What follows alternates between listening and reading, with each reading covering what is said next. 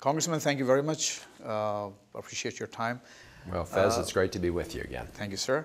Can we technically call you a Pakistani-American congressman since you were born in Pakistan? Well, I'm certainly an honorary member of the Pakistani-American caucus and pleased to be part of that. But you're right, I was born in Karachi and I visited Pakistan on several occasions as a member of Congress, and I'm very committed to trying to make sure we have strong ties between the people of the United States and the people of Pakistan. And of course, the Pakistani-American community here has been a great contributor to American entrepreneurialism, American culture, as well as many other areas in politics.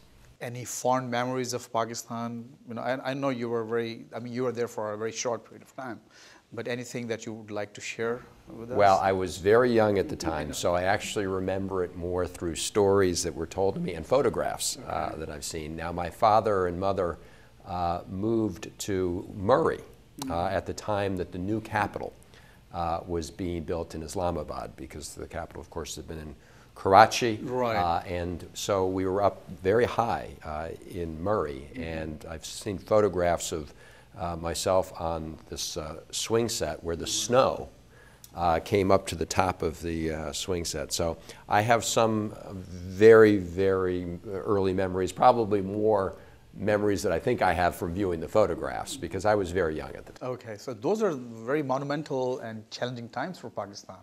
You know, your dad was there as a diplomat, and your mother was also, I think, at the same time working with the embassy.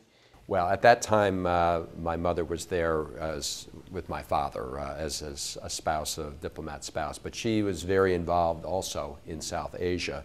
And when my father retired from the Foreign Service, she went to work at the State Department, where she was overseeing a lot of the analysis with respect to what was happening in Pakistan, Afghanistan, India, and South Asia. Congressman, you've been here in Congress for almost 10 years. That's right, since 2002 election. Yeah. And your rise has been meteoric, to say the least. Now you're one of the highest ranking Democratic member of Congress. Well, I've had the benefit of having lots of opportunities here. I served in a political capacity in charge of what we call the Democratic Congressional Campaign Committee, and I was very honored that my colleagues elected me to be the ranking member, the senior member of the Democrat on the Budget Committee, which has been at the center of a lot of the major debates we've had here in the United States. And actually a new post was created for you, especially for you by the Speaker, Speaker Nancy Pelosi. Assistant to the Speaker, that made you attend all the important meetings, and that's how you became part of this super committee. Am I right? Well, we're mixing up a little bit two different periods. Okay. So when the Democrats were in the majority and Nancy Pelosi was the Speaker of the House, I became assistant to the Speaker. And that gave rise to your, your participation in the, that set the ground for... As a result of that, I became part of what's known as the Democratic leadership, a group of leaders, Democratic leaders in the Congress.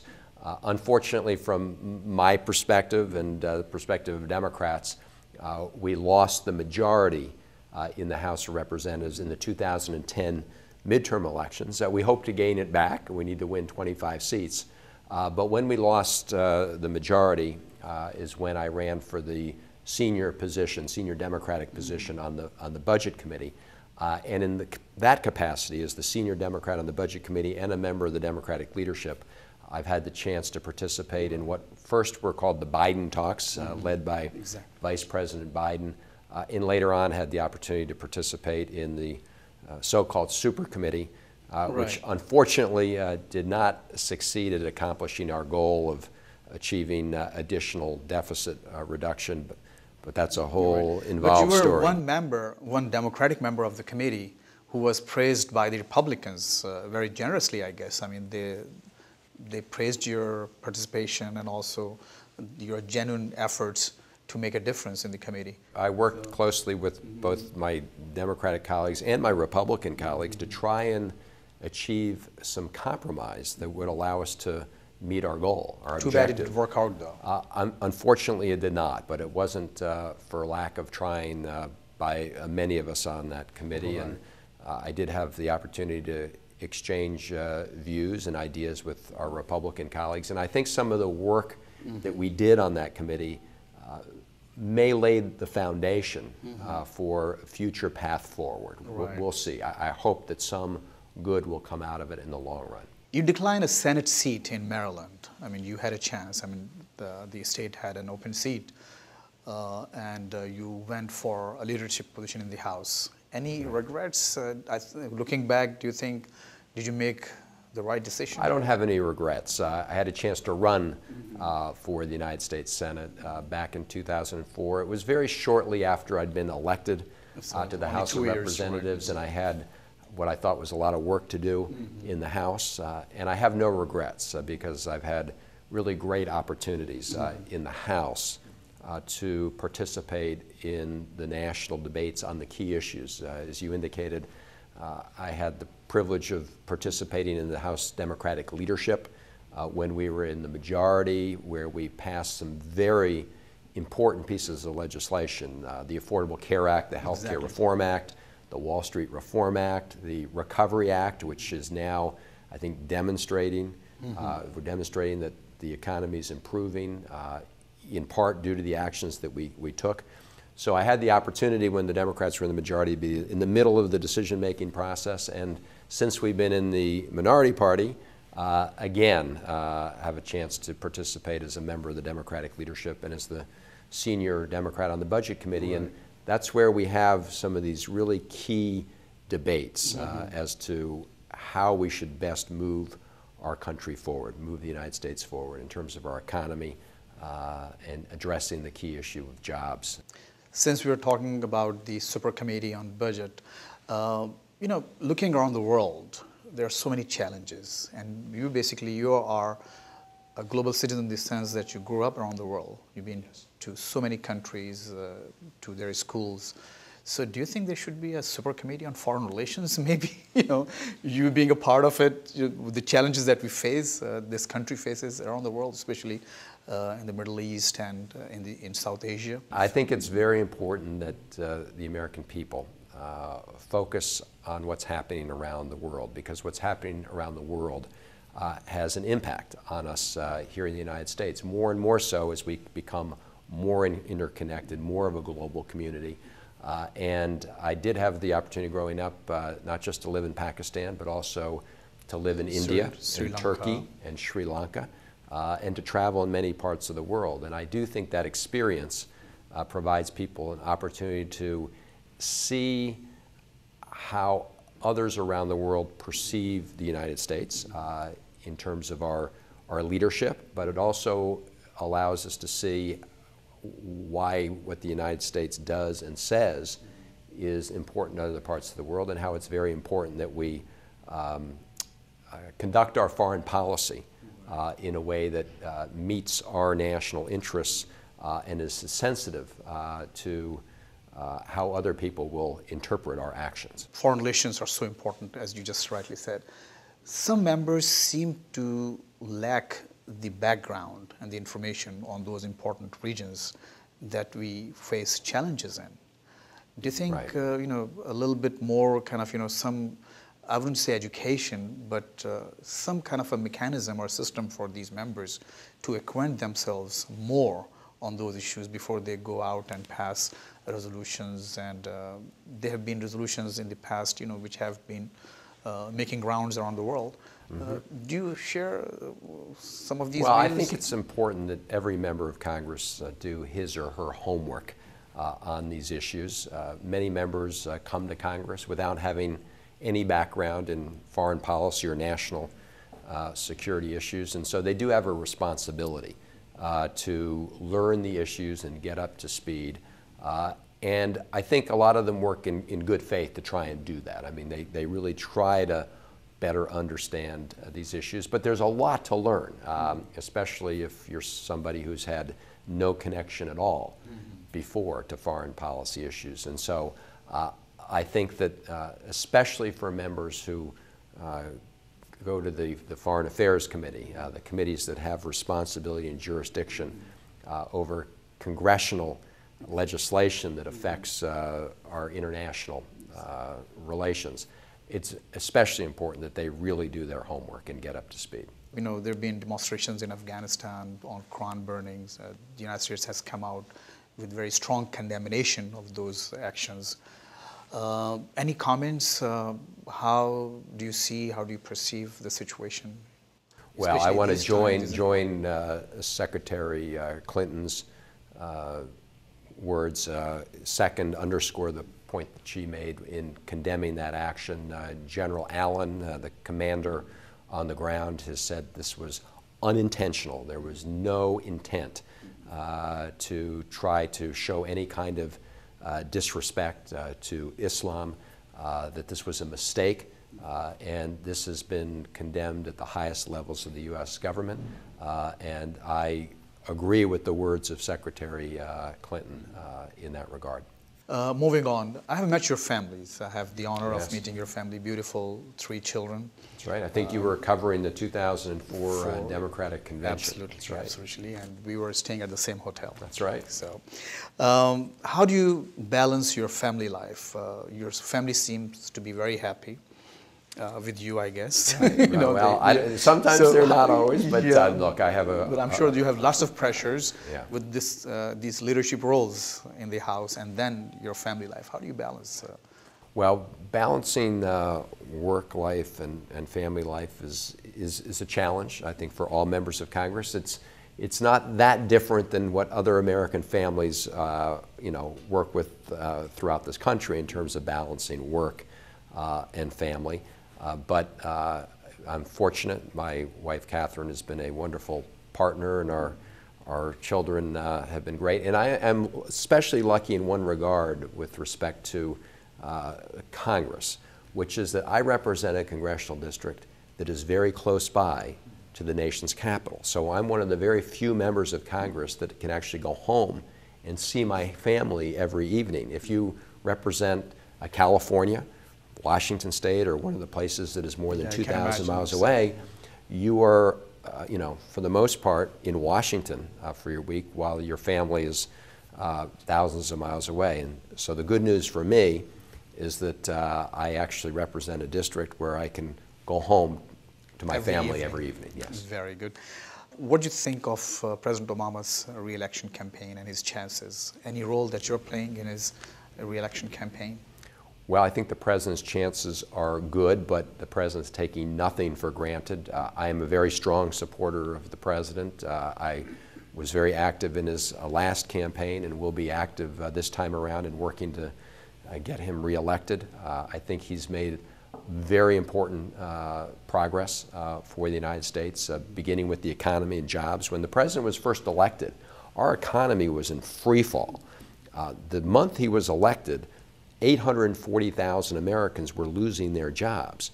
And so he immediately took action, working with the majority in Congress at the time, first to stop the free fall in jobs, to turn things around. We've now seen 23 consecutive months of positive private sector job growth, over 3.5 million jobs created over that period of time in the United States. Things are still very fragile. And that's why it's important that we continue to implement some of the policies the President has recommended. But I think the American people see a President who has worked very hard to try and turn around the economy.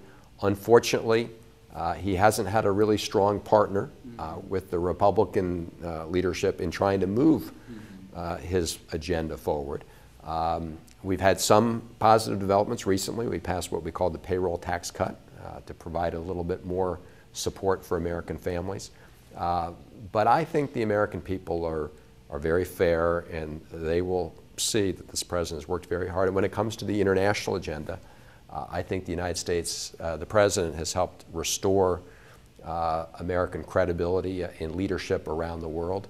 and I think that that also has had very positive dividends for our country. Who would you prefer as his opponent, Santorum or Romney?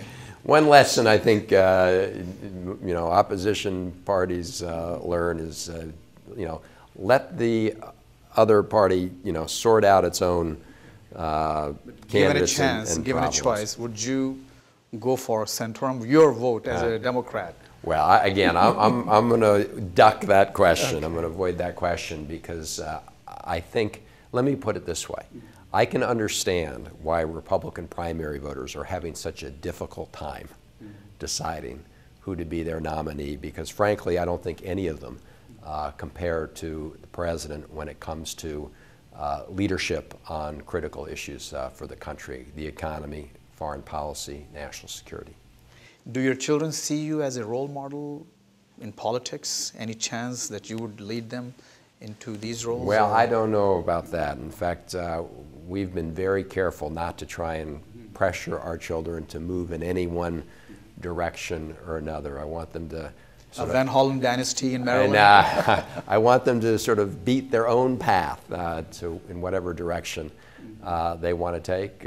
Maybe one of them will become interested in politics at some time. I don't know. I think it's important for parents to try and encourage their children to pursue their own talents and their own potential, and we'll see where that takes them. You seem very well-rounded on foreign affairs. You have a very strong background. Now you're getting a lot of experience on budgetary issues, balancing the budget and everything, which is also a very important part of being a very effective leader in this country. And 2016, any presidential hopes, ambitions, programs? Let me just say, for now, I'm just very focused on trying to, number one, because you have work with the president taken care of your foreign affairs part very well. Well, nobody can question your credentials on that part. Well, I've had the opportunity to work on a lot of foreign policy issues and national security issues, including something we still want to see passed that we haven't, which is the passage of this legislation on ROZs, Reconstruction Opportunity Zones. I'm very disappointed that we've not been able to get that through the Congress. We got it through the House several years ago, a bill that I introduced. We got it through, but we never saw it through the House. But so yes, on foreign policy, that's an area that I've had a long-term interest in. And as you say, now I'm sort of in the middle of these fights on domestic policy. But my focus right now is trying to successfully tackle those issues, and who knows what the future holds. You're going to cross the bridge when who knows what the future holds. Yeah. Great. Thank you very much, Congressman. Thank you very much for having this coffee with us. Not at all. Thank you. Now we have to drink it. Absolutely. Please. All right. All right. Cheers.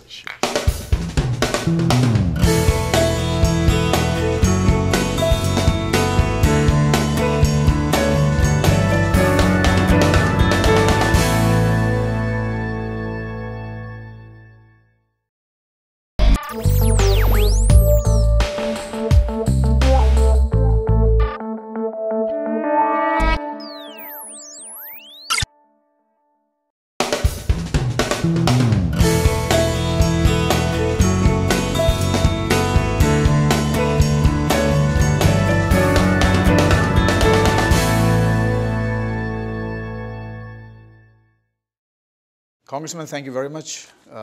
Appreciate your time. Well, Faiz, it's great to be with you again. Thank you, sir. Can we technically call you a Pakistani-American congressman since you were born in Pakistan? Well, I'm certainly an honorary member of the Pakistani-American caucus and pleased to be part of that. But you're right, I was very, very early memories, probably more memories that I think I have from viewing the photographs, because I was very young at the time. Okay, so those are very monumental and challenging times for Pakistan. Your dad was there as a diplomat, and your mother was also, I think, at the same time working with the embassy. Well, at that time, my mother was there with my father as a spouse, a diplomat spouse, but she was very involved also in South Asia. And when my father retired from the Foreign Service, she went to work at the State Department.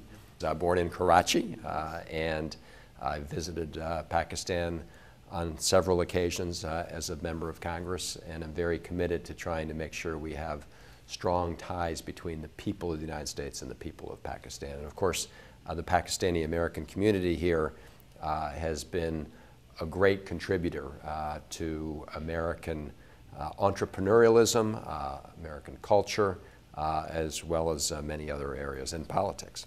Any fond memories of Pakistan? You know, I know you were you were there for a very short period of time, but anything that you would like to share with us? Well, I was very young at the time, so I actually remember it more through stories that were told to me and photographs that I've seen. Now, my father and mother moved to Murray at the time that the new capital was being built in Islamabad, because the capital, of course, had been in Karachi, and so we were up very high in Murray, and I've seen photographs of myself on this swing set where the snow came up to the top of the swing set. So I have some where she was overseeing a lot of the analysis with respect to what was happening in Pakistan, Afghanistan, India, and South Asia.